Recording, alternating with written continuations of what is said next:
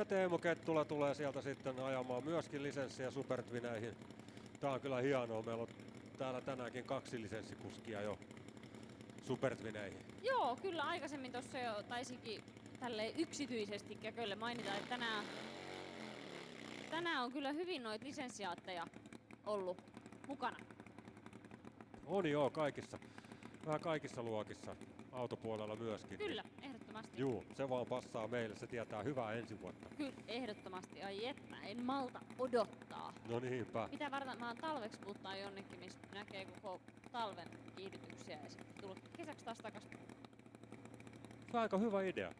Ei huono. Ei muuta kuin Amerikkaan vaan. Niin, Sinne vaan. sinne siis. Tai Australia. Ajan Australiaskin kilpaa. Sielläkin on kesä. Kun meillä on talvi. Totta. Niinhän se on. En oo kyllä Australiassa käynyt, että se voisi olla ihan hyvä idea. Oletko sinä? En oo käynyt Australiassa. Haluaisin toki käydä. Mm, Kiinnostaisi suuresti. suuresti. Kyllä.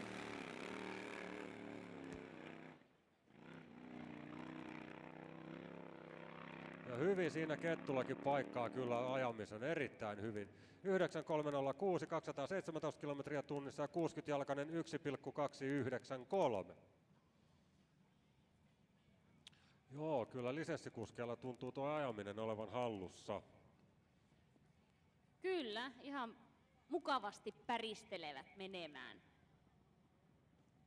Saadaan loistavia kuskeja mahdollisesti nähdä jo tänään ja ehkä huomenna, mutta viimeistään sitten ensi vuonna.